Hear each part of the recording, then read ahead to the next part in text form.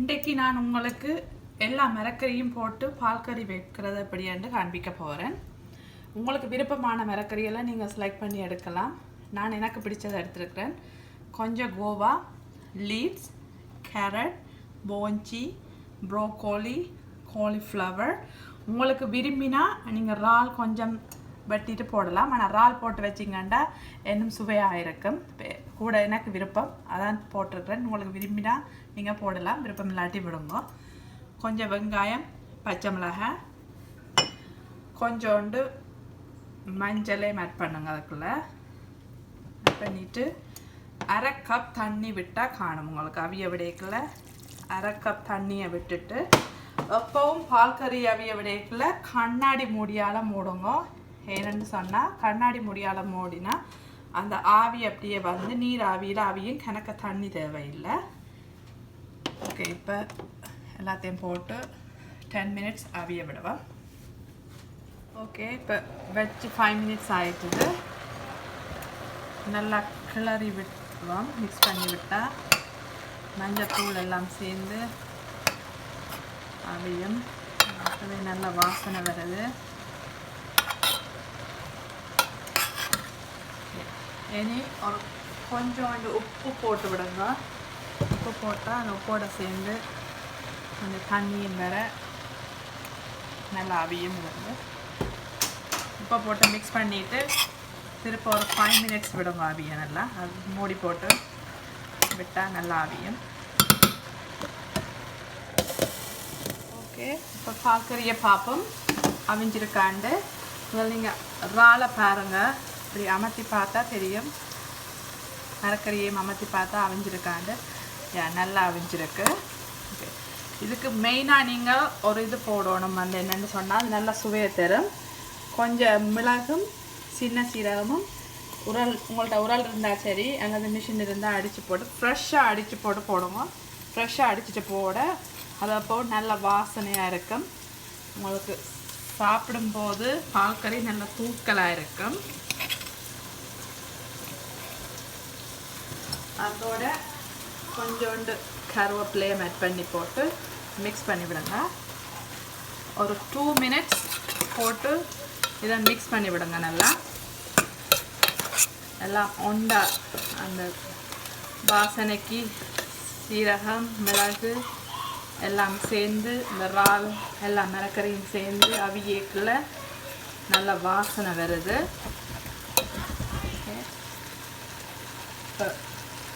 நல்லா மிக்ஸ் பண்ணிவிட்டு அடுத்ததாக கொஞ்சோண்டு கொஞ்சம் பால் விடணும். கணக்க பால் விடாதீங்க. கணக்க பால் விட்டால் அது டேஸ்ட்டாக இருக்காது.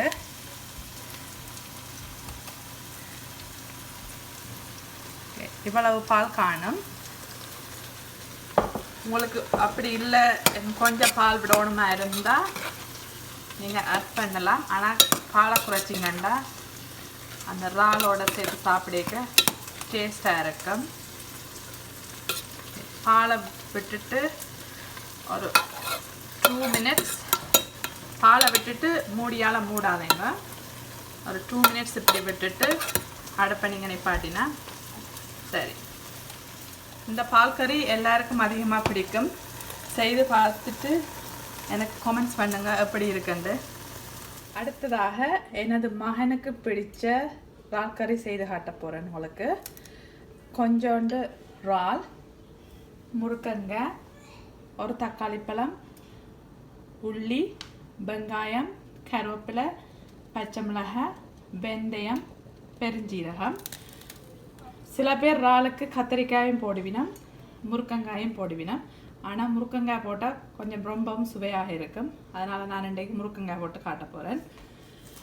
கொஞ்சோண்டு எண்ணெய், மஞ்சள், மிளகாத்தூள், உப்பு. முதல் ஒரு சட்டியை சூடாக்கிட்டு அதில் கொஞ்சோண்டு எண்ணெய் விடுவேன். கணக்கு எண்ணெய் விடாதீங்க. இப்போ எண்ணெய் சுட்டுட்டு அதுக்கு பிறகு வெட்டின வெங்காயம் எல்லாத்தையும் போடுங்க. வெங்காயத்தை போட்டுட்டு அந்த கையோடையே கருவேப்பிலை, பச்சை மிளகாய் போட்டு கொஞ்சம் வதக்க விடுங்க. நல்லா ஒரு 5 மினிட்ஸ் வதங்கட்டும். இப்போ வெங்காயம், பச்சை மிளகாய், கருவேப்பிலை எல்லாம் நல்லா வதங்கிட்டுது. அடுத்ததாக பெருஞ்சீரகம், வெந்தயத்தையும் அதோட குத்தி வச்ச உள்ளியையும் போட்டு மிக்ஸ் பண்ணுவேன். உள்ளியை எப்பவும் வெட்டி போடாமல் குத்தி போட்டிங்கன்னு சொன்னால் அதில் வந்து கொஞ்சம் வாசனை வரும். உங்களுக்கு வதக்கிட்டுல வெட்டி போட்டிங்கன்னா கொஞ்சம் அவிஞ்ச மாதிரி இருக்கும். உண்டனை உள்ளியும் வெந்தயமும் போடுங்க, அப்போ தான் நல்ல இறாலுக்கு. ஓகே, அடுத்ததாக நோண்டி வச்ச இறால் ஆட் பண்ணுவேன். உங்களுக்கு எவ்வளோ இறால் வேணுமென்றாலும் போடலாம். நீங்கள் கூட வேணுமென்றாலும் நீங்கள் கூட ஆட் பண்ணலாம்.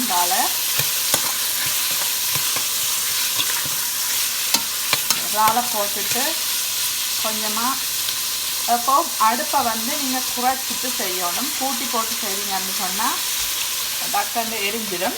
அடுப்பை குறைச்சிட்டு விட்டீங்கன்னா அது மெல்லமாக அவிஞ்சு வதங்கி வரைக்க ஒரு வித்தியாசமான சுவையாக இருக்கும். இப்போ பாருங்கள், இறால் வந்து நல்லா வெந்து ஒரு பிங்க் கலரில் வந்துட்டுது. அப்படின்னு சொன்னால் உங்களுக்கு இறால் நல்லா வெந்துட்டேன்னு அர்த்தம். ஓகே, இனி அதுக்குள்ளே முருங்கங்காயை போடுவேன். நான் 2 பெரிய முருங்கங்காய் எடுத்துருக்கிறேன்.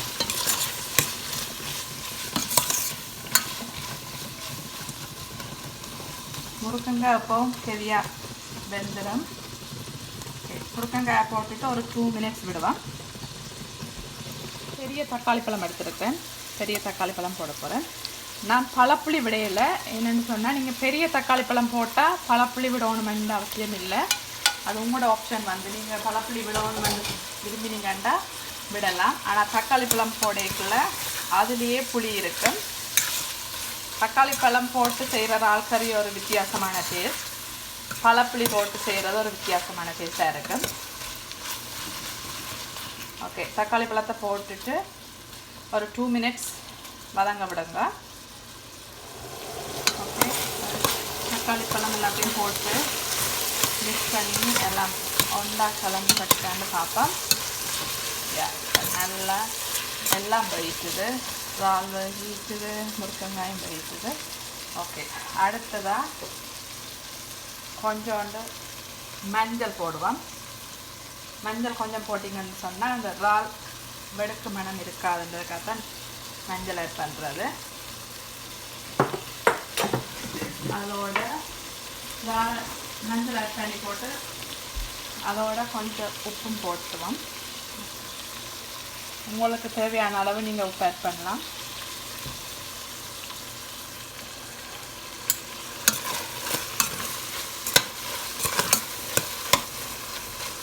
இறால் கமண்டு நல்ல வாசனையாக இருக்குது. எந்த மகனண்டை கேட்டிருந்தார் இறால் கறியோட இடியப்பம் வைக்கிறீங்களான்னு. இறாலுக்கு இடியப்பமுக்கும் நல்ல டேஸ்டாக இருக்கும். ஓகே ஓகே, அடுத்ததாக மிளகாத்தூள்.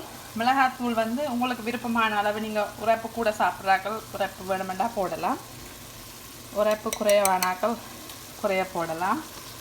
நான் இன்றைக்கி இந்த கரண்டியால் 2 கரண்டி ஃபுல் 2 கரண்டி போடுறேன். பாருங்க,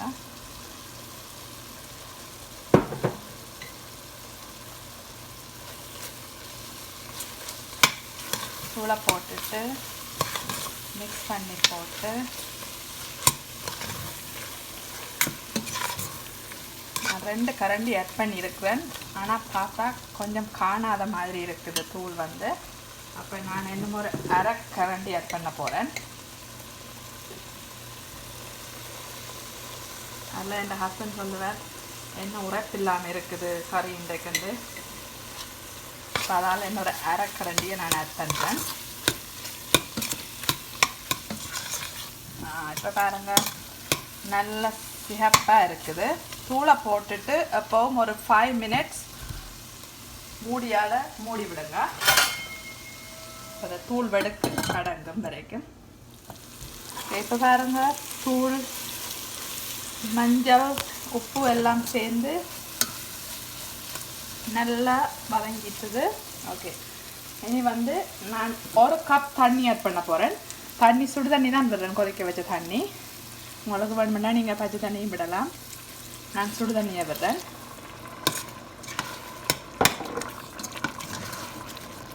ஒரு கப் தண்ணி விட்டுருக்குறேன். ஓகே, இன்னும் கொஞ்சம் தண்ணி ஆட் பண்ணுறேன், காணாத மாதிரி இருக்குது.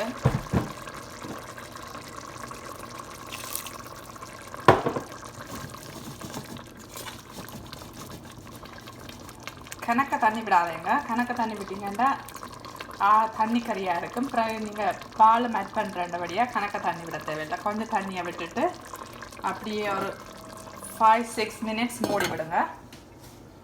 மிளகாய் தூள்கள் எல்லாம் போட்ட அப்புறம் இறால் எப்படி இருக்குன்னு பார்ப்போம். கம வாசனை தூக்குது அந்த மாதிரி. இப்போவே சோறு போட்டு சாப்பிடணும் மாதிரி இருக்குது. இருந்தாலும் பால் ஆட் பண்ணி கொதிக்க விடணும். இப்போ பாருங்கள், நல்லா தூளெல்லாம் மிதண்டு கொஞ்சம் எண்ணெய் கறி மாதிரி வந்துருக்குது. பால் வந்து கணக்க ஆட் பண்ணாதீங்க, 1/2 கப் பால் விட்டால் காணும்.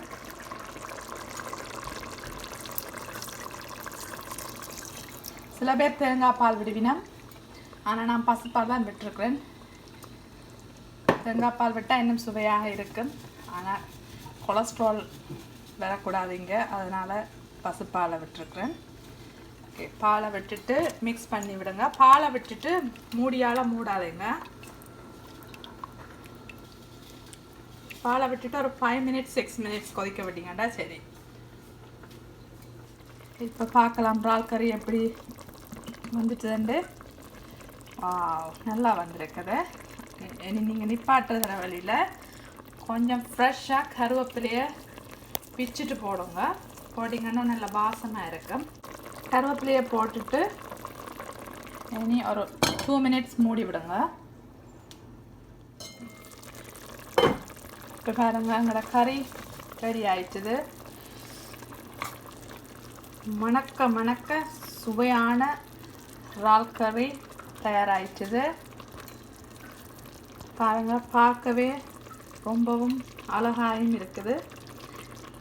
எல்லாம் பச்சை சிவப்பு எல்லாம் சேர்ந்து கலர்ஃபுல்லான இறால் கறி ரெடி ஆயிடுச்சுது. செய்து பாருங்கள். செய்து பார்த்துட்டு எப்படி இருக்குன்னு கமெண்ட்ஸ் பண்ணுங்கள்.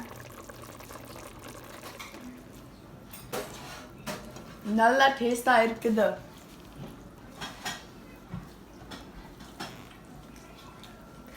Subscribe and like.